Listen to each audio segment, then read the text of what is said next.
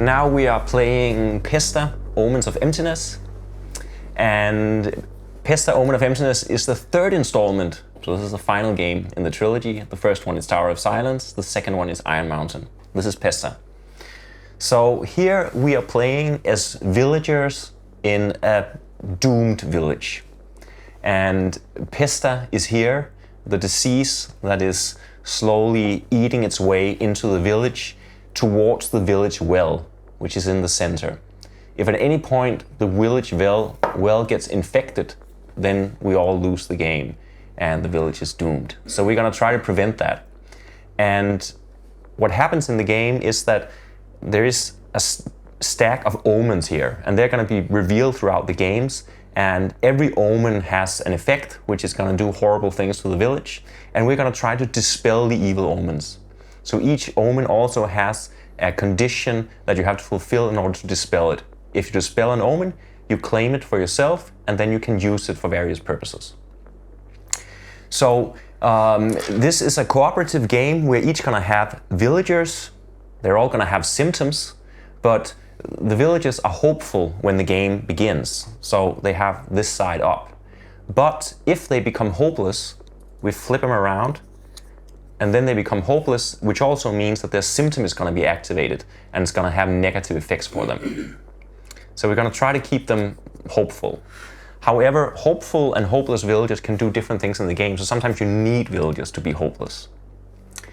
The game works in the way that villagers are spawned in the village. They start in different spaces, and each turn you're gonna claim a villager, up to 3 villagers at one point, and then you can activate each villager in your turn.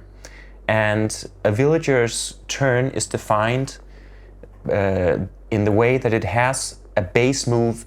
A villager always has a base move of 2.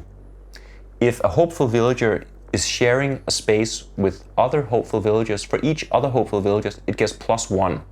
So here, these characters will both have a move of 3. 2 + 1 because there's another character.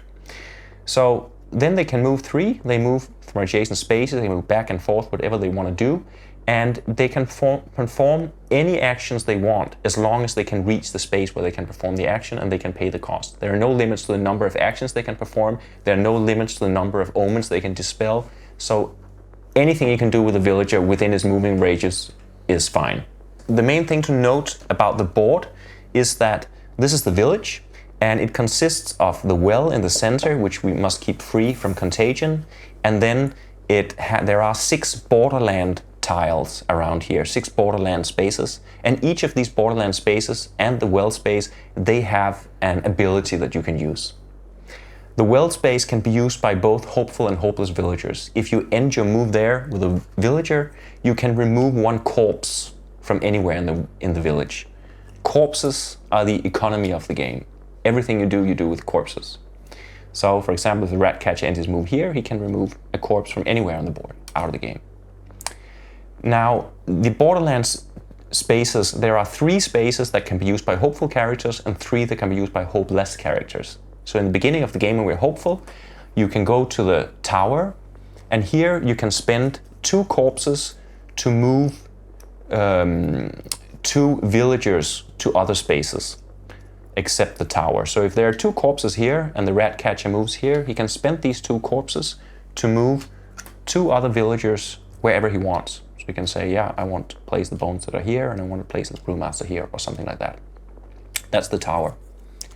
In the graveyard, if you spend 2 corpses down here, it means that you can move 2 corpses anywhere you want on the map. So perhaps there's a corpse here and a corpse here, and you want both of them to be together here for some reason, you can do that. Then the final hopeful space is the shrine.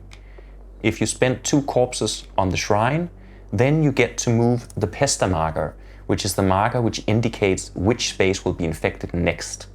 Then you can move that to any other space that has not yet been infected. In the beginning, all the spaces are uninfected. When a space becomes infected, you remove that space from the board. Okay.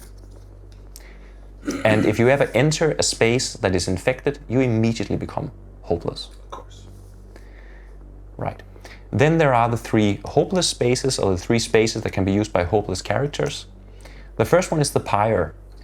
If you have claimed an omen and you have it in front of you, and you put a hopeless character in the pyre, you can spend that omen to burn that character in the candle, and then you can disinfect the space that was infected. Okay.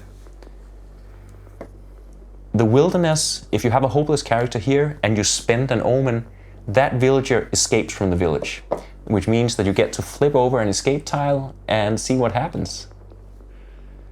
And then the final space for the hopeless villagers are the abyss. If you're there and you spend an omen, that villager becomes hopeful.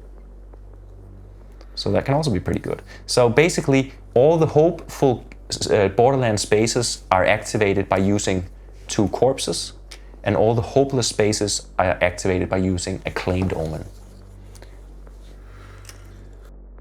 This is the basic of the game. And then there is a villager aid sheet, which you basically go through each turn, and it tells you what happens to the game state. First there is an Omen Phase, more villagers show up, more omens are revealed, more corpses are found in the village. Then you have a village phase where you claim villagers and you activate villagers.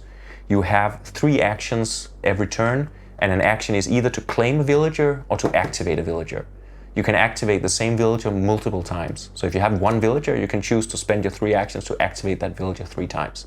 Or you can spend your turn to claim 3 villagers, but you can have a maximum of 3 villagers in front of you. And then at the end there's the Pesta phase, which means that wherever the Pesta marker is, that space becomes infected.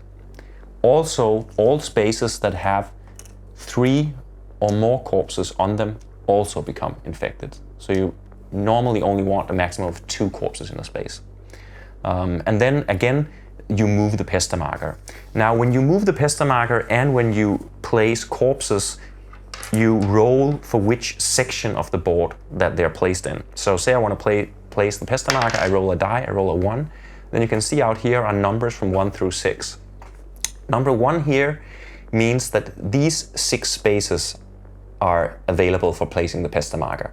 There is on the back of the villager aid also a chart that shows you which sections, the different numbers they refer to. But the idea is that space 1 are these 3 spaces, number 2 are these 6 spaces, number 3 are these 6 spaces, and so on. So some spaces overlap, a single space is unique to a number, and all numbers includes the well. So you can always place something on the well, basically. But you normally don't want to place things on the well because you don't want it to get infected.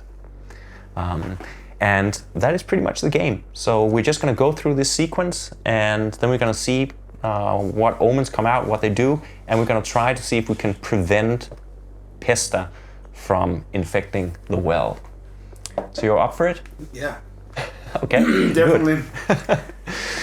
Let's see what happens. Let's infect this village.